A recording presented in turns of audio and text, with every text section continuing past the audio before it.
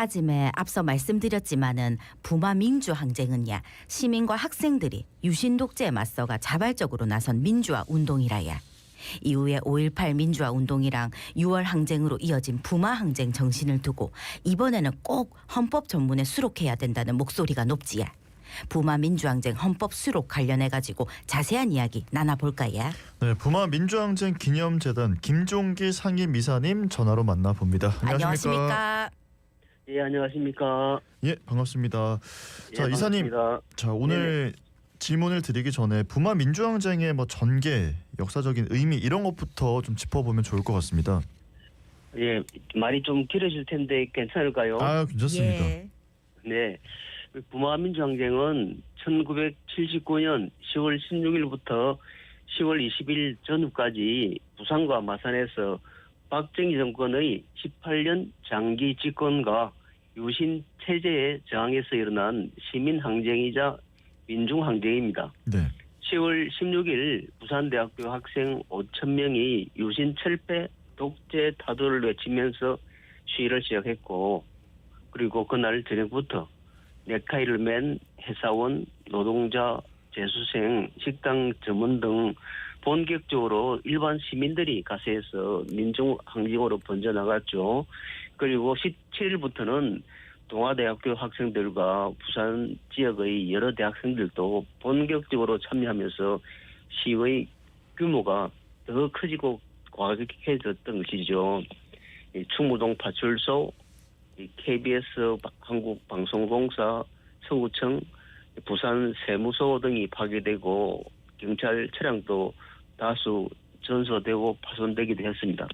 그래서 정부가 10월 18일 0시를 기해 부산에 비상계엄령을 선포하고 계엄군을 투입하고 1,058명을 연행하고 66명을 군사재판에 회부했습니다. 그리고 18일부터는 시가 마산으로 확산되어서 경남대학교 학생들을 선두로 민주공화당사, 파출소, 방송국을 타격하는 등 격렬한 시위가 전개되었습니다. 네. 예. 그리고 10월 19일에는 마산 수출자유지역 근로자, 고등학생들까지 합세해서 시위가 더욱 격렬해졌고, 그리고 이 마산 시내는 한때 치안 부재 상태까지 이르렀던 것이죠. 예. 그러니 10월 20일 정부가 이 창원 일대, 마산 일대에 위수령을 발동했던 것이죠. 이렇게 무엇보다 부마 민주항쟁은 우리나라 역사에서 최초로 군이 시민과 학생들의 시위 진압에 나선 첫 번째 사건이라는 점입니다. 그리고 특이할 만한 것은 그 17일 날 당시 보안사령관 전두환이 부산에 와서 시위 진압을 막후에서 지휘했다는 사실입니다. 예. 자, 그리고 네. 예, 말씀하십시오. 예, 아닙니다. 말씀 계속 이어가 주십시오. 예, 그래서 아시다시피 유수령이 발동된 지 6일이 지난 26일 중앙정보부장 김재규에 의해서 박정희 대통령이 죽임을 당한 12.6 사태가 발발하면서 시위가 소강 상태로 접어들고 기소되었던 사람들이 석방되거나 사면으로 풀려났던 것이죠. 이 부마 민주항쟁은 학생들의 군부 독재 타도와 유신 철폐 시위를 전국적 규모의 민주운동으로 확산시키고 18년간 지속해온 박정희 대통령의 유신 독재를 종식시키는데 결정적인 역할을 한 사건이라 할 수 있는 것이지요. 그리고 그 이후에 이른바 서울의 봄이 있었고 또 그 이후에 전두환 정권의 계엄 확대에 반대하는 광주의 5.18 민주화운동이 일어납니다.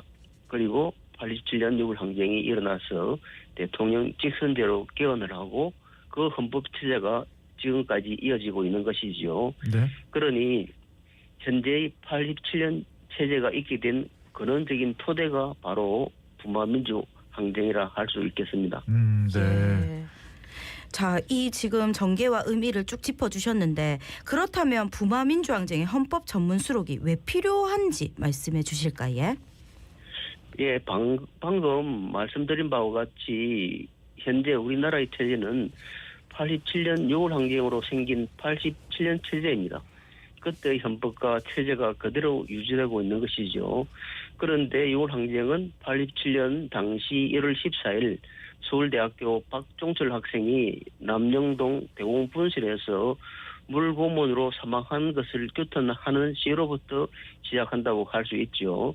그리고 그해 전두환 정권이 대통령 직선제를 없애서 이 장충 체육관에서 대통령을 간접 선거로 뽑는 대통령 간선제를 그대로 유지하겠다는 4월 13일 호헌 선언을 규탄하는 호헌철폐 국민운동과 연결됩니다. 예. 그리고 이 호헌철폐 민주헌법 쟁취라는 구호로 대변되는 이 반독재 민주화운동은 또한 1980년 광주의 민주화운동을 총칼로 짓밟고 650명 이상의 목숨을 앗아간 전두환 정권에 대한 규탄과 이어집니다. 그런데 80년 광주의 5.18 민주화운동과 87년 6월 민주항쟁이라는 그 민주화운동의 시발점이 된 민주항쟁이 바로 우리 부산 그리고 마산의 부마민주항쟁입니다. 우리나라 4대 민주화운동은 4.19 혁명, 부마민주항쟁, 5.18 민주화운동, 6월 민주항쟁입니다. 그런데 군부 독재의 장에서 일어난 최초의 민주항쟁이 부마민주항쟁이고 또 군인이 아까 말씀드린 것처럼 군인이 시위를 진압한 최초의 사건도 부마민주항쟁입니다. 예. 그리고 군사 독재를 실질적으로 종식시킨 최초의 민주운동이 또 부마민주항쟁인 것이죠. 예. 예. 그런데 5.18 민주운동은 아시다시피 많은 희생이 있어서 우리나라의 상징적인 민주운동으로 인식되지만 군부 독재 자체를 종식시키지 못했던 것이죠.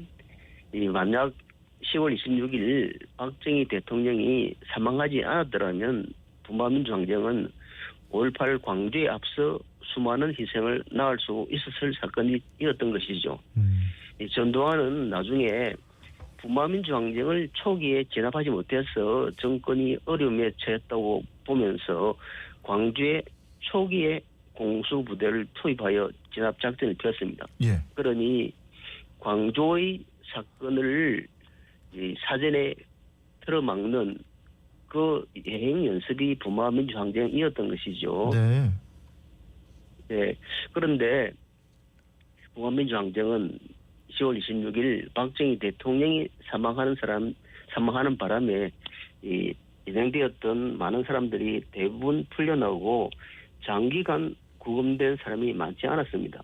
그리고 공식적인 사망자도 유지준 씨 한 명인데 그분도 2019년이 되어서야 공식적인 사망자로 인정되었던 것이죠. 이렇게 외부로 드러난 희생자가 적었다는 사실, 그리고 박정희 대통령의 사망과 7개월 후 광주의 5.18 민주화운동에서 많은 분이 희생되면서 부마민주항쟁은 상대적으로 희생이 적었던 것이죠. 네. 그러나 그래서 국민들의 관심을 더 적게 받았던 것이고, 그러나 희생이 적었다고 해서 역사적 중요성이 작은 것은 결코 아닙니다.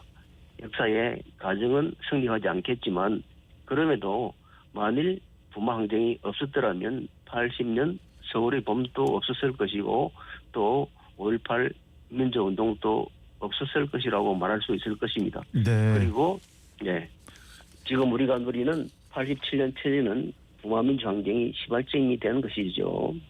네, 저희 그래서- 부마민주항쟁 헌법 전문 수록이 이게 지금 뭐 갑자기 나온 이야기는 아니고 문재인 정부 시절에도 실제 추진이 되기도 했었고 또 이번 이재명 정부 국정과제에 5.18 민주화운동 정신 헌법 수록이 제시가 되지도 않았습니까? 이 부분도 좀 짚어보고 싶은데 저희가 지금 시간이 정해져 있는 시간이 있어서 좀 간략하게 답변 받아볼 수 있을까요? 예. 2018년 3월 당시 문재인 대통령이 당시 조국 민정수석과 함께 헌법 전문 개정안을 만들었는데 그 내용이 4.19 혁명, 부마민주항쟁, 5.18 민주화운동, 60민주항쟁의 민주 이념을 계승하고라고 분명히 명기한 그런 헌법 전문 개정안을 제출했는데 네. 당시에는 많은 주목을 받지 못하고 실제로 헌법 개정이 이루어지지 못했던 것이죠. 네네. 자, 앞으로 이제 추진위는 좀 어떤 활동을 하실지, 관련해서 어떤 활동을 펼치실지 이런 것들 계획을 좀 들어보겠습니다. 마지막 질문으로. 예, 제가 말을 너무 길게 해서 아닙니다. 이야기가 좀 빠져버렸죠. 네. 예, 저희가 이 헌법 전문 개정 문제로 올해 10월 얼마 전 9월 10일 부마민주항쟁 헌법 전문수록 범시민 추진위원회를 결성했고 기자회견을 했습니다. 네. 그때 부산 출신 조진웅 교우도 자발적으로 노 개런티로 힘을 보태주기도 했죠. 이렇게 저희들은 범시민운동, 나아가 범국민운동을 통해 힘을 모아 나가서 이 대통령님과 국회 및 정치권에서 응답을 주시기를 기대하고 있습니다. 예. 그래서 네. 보수와 진보 그리고 경제계 및 사회 전반에서 많은 시민이 함께하는 시민운동, 국민운동으로 확산시켜 나가기 위해 준비하고 있습니다. 예, 알겠습니다. 오늘 말씀 여기까지 듣고 보내드리겠습니다. 고맙습니다. 고맙습니다. 예, 감사합니다. 네, 지금까지 부마민주항쟁 기념재단 김종기 상임이사님과 이야기 나눴습니다.